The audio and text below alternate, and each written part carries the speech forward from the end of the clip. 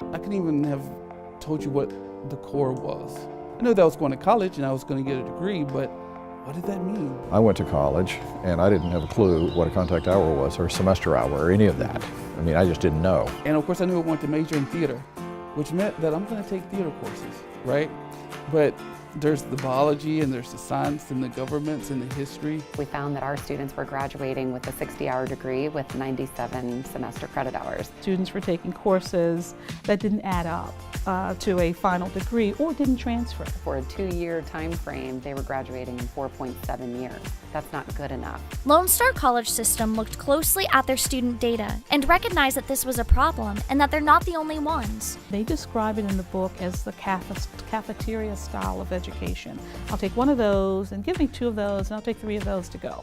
And that's literally what students are doing. 97 hours, so we knew that they were taking classes that they shouldn't be taking, and some of that makes some sense, but 97 is too many, so we've been dropping that. Community colleges across the country are rethinking the ways they allocate resources and organize their systems to ensure students are receiving the support they need to achieve their goals. I've always wanted to be in education, right? So I talk about theater and people go, why do you want to be an actor? I mean, I like movies, but never wanted to be like a movie actor or anything like that. But I've always wanted to be a teacher. Like I was that type of teacher.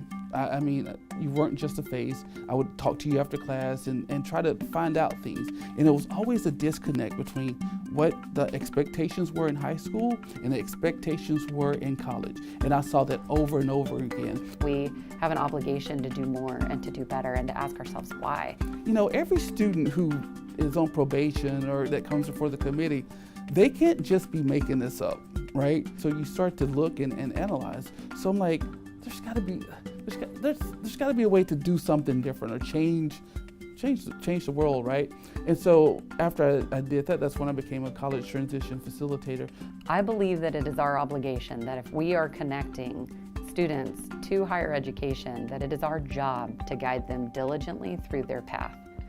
And the Guided Pathways model helps them target their interventions to students who need it most, when it will make the most difference. The first time I heard about pathways, my initial reaction was, that's common sense. I mean, aren't we already doing this? My initial reaction was one of, this is going to be really helpful to getting students to their end point. We know what we need, but how do you explain it to a first-generation college student and their parents so that they understand that the courses that they're taking as dual credit is going to help them with their future and their success? And so what Pathways does is provide a clear path to a degree or certificate or to the world of work. But the reality is it provides a clarity that oftentimes is missing in higher ed. Are giving students the tools that they need and having a plan that they can see that there's a beginning, a middle, and an end. It's like with the Pathways, if we ask the student to make a cake, we're giving them the ingredients, right? We're telling them how much time it's going to take. We're telling them how much flour that we're going to need, as opposed to say, hey, make a cake, go out and make a cake, and then we're shocked that, number one, they made a chocolate cake when we expected for them to make a strawberry cake, or they made a carrot cake. So that Pathways really, it helps guide them through that in order to help make the perfect dessert. The Guided Pathways model helped identify the obstacles Lone Star College students were experiencing, and it helped clarify solutions to resolve them. Pathways is about the holistic approach. It's about looking at every nuance, every process. So the first introduction to Pathways was really when, I think it was last year, when we started talking about LSC's area of studies.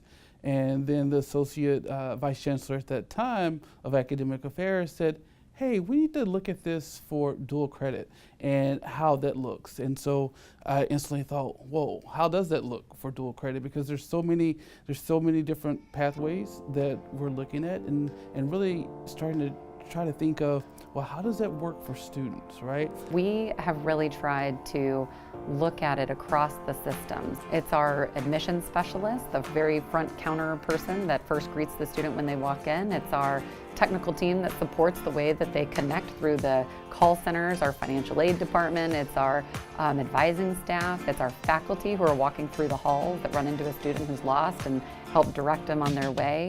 It's our administration, all of our deans, our system office staff, all of our administrators, vice presidents, on up to our presidents and our CEO. It's everyone. The key for us is improving graduation rates, improving success rates, and making sure that over the long term, whether they go into workforce or they're the transfer students, they're going to be successful. Where we thought it was just about laying out, what courses a student takes every semester, that's just the very beginning. Today we're focusing on the first experience students have in college, whether it's a dual credit class in high school or they come to us college ready but with no college credits. We'll focus on students who aren't college ready in another module. And we'll talk about how the process begins long before they arrive at our doors. Senior?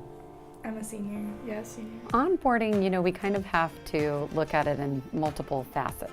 It doesn't work without resources, so I think that quickly became our reality. that requires tutors and advisors and counselors and what we call wraparound services. The financial aid office has to be functioning right. I mean, all those are keys to access and retention and success. One of our things that we do is we try to go out into the community and actually talk to parents and students early on to let them know what opportunities there are. Counselors go, oh, we're going to go to Lone Star and it's going to be just the core. But it's not just the core. What is that program? I think I've talked to my daughter's elementary school. So from elementary school up till now, up until they get to the two-year school. What is it that you're interested in, and what is it that you're going to focus on for your career goals? And so then when we switch to that language, then and only then can we start to really guide that student to on a pathway, no pun intended, that's going to help them at Lone Star and even beyond Lone Star. Well, you start the conversation with where the student is hoping to go. And that's absolutely beginning with the end in mind. Well, I am a biology major, and so I've taken 2 English dual credit classes, and I won't have to take any more English for my major after this. So I'm happy about that. An important factor was to really connect the dots. If you come to LSC, you have your area of studies, plus your endorsement. So that gets the students, it gets the counselors, it gets the parents able to see that there is a correlation, and they're not just coming out of thin air. It's okay if they're here to transfer. It's okay if they're here to just complete a quick certificate program. It's okay if they're here just to continue their education because they want to take classes to further themselves with whatever their goals are. Often people say, well, everybody needs to go to a 4-year college and do A, B, C, and D. And whenever I would talk to students, because that's what they have been taught or told to do, like, what is it that you want to do? Like, and we have to listen to that. What is it that they want to do? And when they find that people listen or truly listening to them, and then not only do they listen, but they want to help them achieve their dreams, then they're like, oh yes, I finally have someone on my side. I think what we're trying to do is get them more focused and know that's fine if you want to take that, but know that that's probably not going to help you move on. Create an admissions checklist that's really clear, and it's in their student portal. So when they log in, they know exactly what they have to do in order to enroll the first time. And then we shepherd them along the way every single step. And I think that's the real key to our onboarding process, is connecting them with those specialists, whether it's an admission specialist, an orientation coordinator, or whether it's once they land in their student success course. We want them to kind of have a guided experience. And sometimes when students come to us, I feel that kind of crush their dreams because it's not good enough, or they should be doing something different. And I feel it's who are we to tell the students what they need to do to be successful. Great example, a student who wants to be an auto mechanic, but people go, well, why do you want to be an auto mechanic? Why do you want to do that? And the student tells me, and they want to work on cars and they want to own their own place, their own shop. Those are great ambitions. They told us what we want to do. Let's help them get there. Let's give them the tools. By working with high schools, Lone Star College begins their onboarding process early. After this, the onboarding process includes new student orientation, a student success course, introducing students to the concept of meta majors or areas of study, and deeper, more intrusive, and more meaningful advising.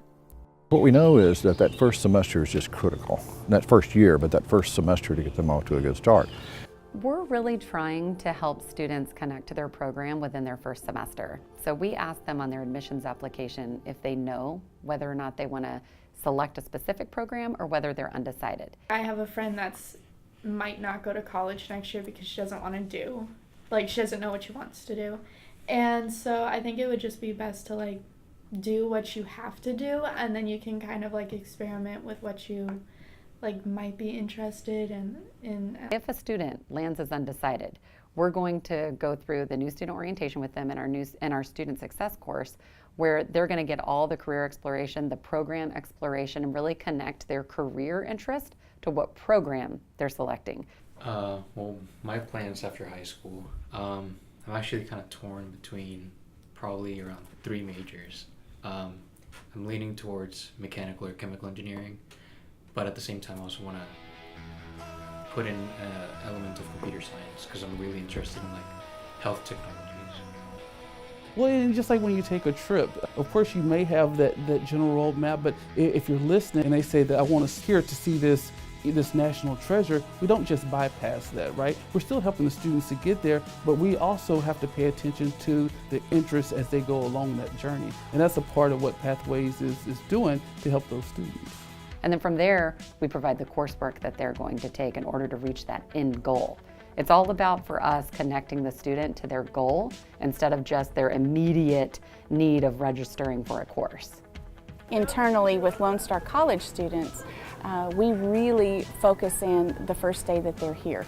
We work with all of our 6 campuses in their new student orientation, which is mandatory for all first-time in college students.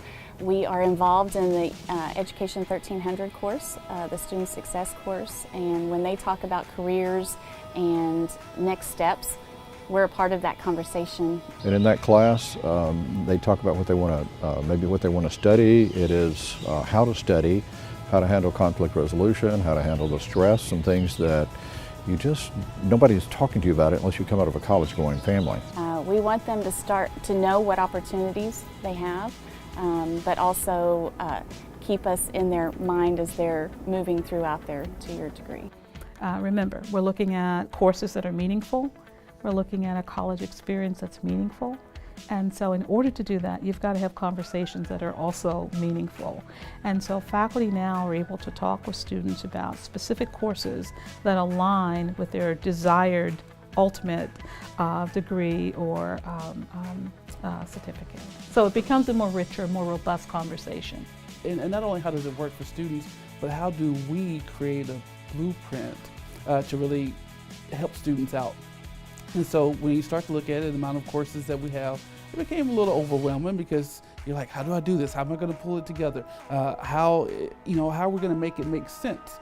One thing that we identified right out of the very gate when we started with Pathways work was looking at our processes that are different from campus to campus. We have 6 independent campuses, but we're singly accredited. And while we have common admissions requirements, the way that they experience those requirements was different.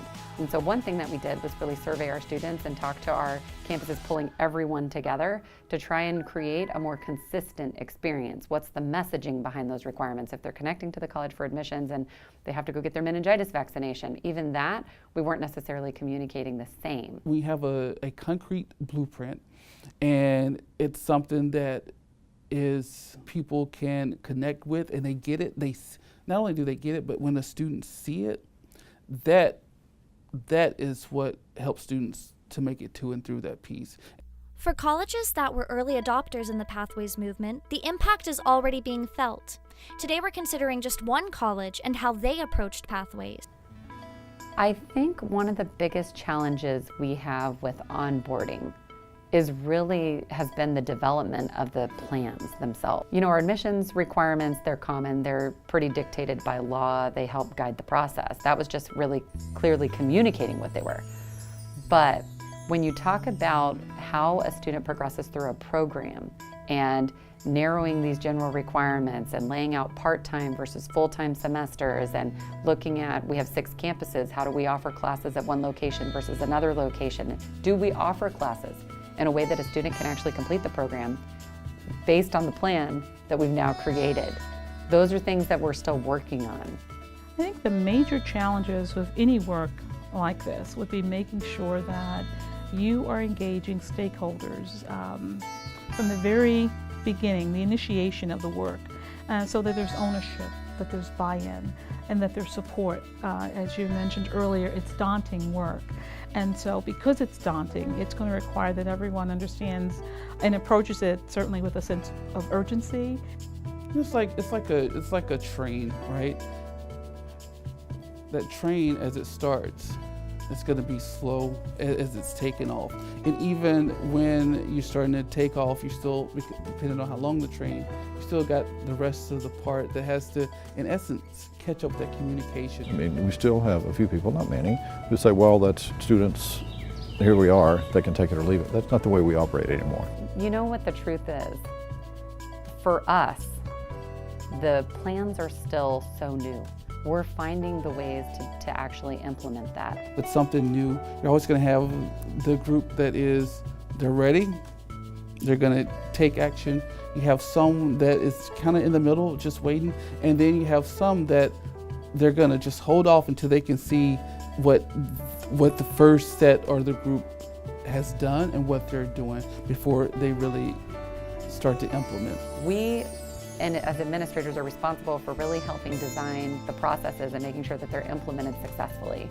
But we can't do it without the faculty that are in the classroom with these students, that are the very first recipient of that student's experience, really, in more than just a brief period. A lot of times in education, we want things to happen overnight. But at the same time, if you go too fast, you leave the people behind.